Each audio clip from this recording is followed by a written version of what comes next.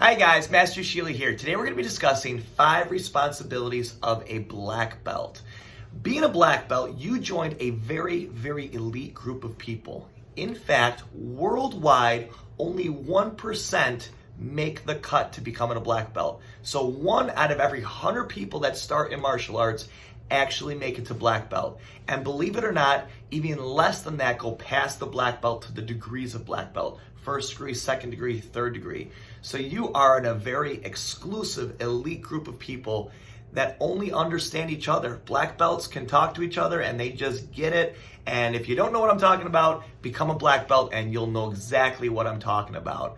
Before we get into all the responsibilities, guys, if you've not yet, please do hit that like button, hit that subscribe button, and let's get right into it. So the first responsibility of a black belt is I want you to hold yourself as a black belt in all areas of life. So if you're at work, you're not a worker, you are a black belt. If you are in school and are a student, you are not a student, you are a black belt. You always want to hold yourself to a higher standard in everything that you do. Remember, you are not the average person. You are a black belt, so don't hold yourself like an average person. And when the average people speak, I don't want you to ever think about what they're saying and let it affect you. Remember, an eagle does not care what the pigeons have to say. They are soaring high at their own level, and that's where you are. So number 1 is hold yourself as a black belt in all areas of life. Let's get into number 2. So number 2 is your body is a machine, and you only want to put the best fuel in that machine. We don't want to put drugs, alcohol, tobacco, anything that's going to have a negative effect on our body. You want to make that body work as hard as it possibly can. Think about this. A lot of people like to spend money on, these fun motorcycles, high-end sport cars. Would you put bad gas in that after spending all that money? Absolutely not. So I want you to look at yourself as your body as a machine, and you only want to put the best fuel in it. So one way to help with that is when you look at food. I don't want you to look at food for the taste of the food. I want you to look at food for fuel. What kind of fuel is going to have you work at the highest level you can and perform at the best level you can? One way to help with this is work out constantly. I know when you're working out constantly, you double think anything you want to eat or anything that you want to put in your body. When you're not working out, it just doesn't seem to matter as much. So working out is definitely going to help with that. But I always want you to make sure you're looking at your food intake, not as food, not for the flavor, but as fuel, and what's going to help you work at the highest level. The other part is your water intake, okay? If you don't yet, make sure you do up that water intake. Water is so important because it helps us with everything, right? I think we can last 3 weeks, I believe, without food. I think we can last only 3 days without water. So water is very important to the body. Making sure that water intake is high. That's my gallon. I carry that every day, and that's just something I've been doing for years and years, and it helps me measure my water intake and make sure I at least get my gallon of water in every day. So number 2, guys, is only put the best fuel in your body. Number 3, okay, this is number 3, there is no can't for you. At one point, I guarantee most of you wanted to quit before you became a black belt. It got hard, life got in the way, something happened, but you didn't give in. You persevered and you went forward and you became that black belt. So for us, the word can't doesn't exist. Failures just help us get to that final goal. We just never quit. So I don't want to ever look at anything that you want in life as can't. And always remember that black belt that you made, you are that 1%. If anyone can do it, you can do it.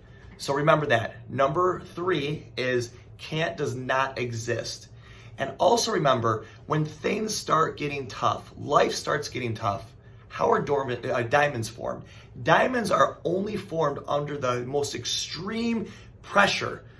All that pressure is actually what causes a diamond to become a diamond. Without pressure, diamonds don't exist. You're that diamond, all right? So when things get tough, life gets tough, no matter how hard it gets, you're a black belt, you can deal with it more than anybody else. So number 3 again, guys, is there is no can't for us. Let's get into number 4. So number 4 is more on the mats. And this is, we need to help lower belts. In martial arts, we have this saying, one hand washes the other hand. And what that means is a higher belt helping a lower belt, you're helping to guide them for the techniques, for different elements on the floor. So for example, if you're helping them with a punch, you're helping them, but you're actually helping yourself too, because you're implanting those details in their mind and also you're reinforcing it in yours. So one hand does help wash the other hand. And that's something that's very, very important in martial arts. Also remember, it is an honor to be a black belt. It is an honor for somebody to ask for your help. That's not something that a typical, colored belt is going to have. So that is an honor and a standard that we hold ourselves to right there. So remember, guys, number 4 is always, in any place you can, always help lower belts. It's going to help you with your martial arts, and it's also going to help them. And it's just a huge honor that we get to hold and we get to have for ourselves right there. Let's get into our final one, number 5. And this is the most important of all of them. Train, train, train, all right? The art is set up in a way where even if let's say you're on a 2-week vacation, for example, you don't necessarily have to be in class to train, especially when you start learning forms or your hyungs. You are able to train. It's up to you to do that, right? You have your slow kicks, you have your techniques, you have the punching positions, your kicking positions. You can work on stretching, you can work on conditioning, you can work on patterns, you can work on jumping rope. There's so many things that you can do as a black belt. So remember, training has to happen everywhere. If you're on that 2-week vacation, make sure you hold yourself, again, this goes back to our original one, right? Hold yourself as a black belt. Remember, yes, you're on vacation, but you're not on vacation from being a black belt. Train, work out, that is really important. Remember, guys, it's also a process of constantly sharpening the sword.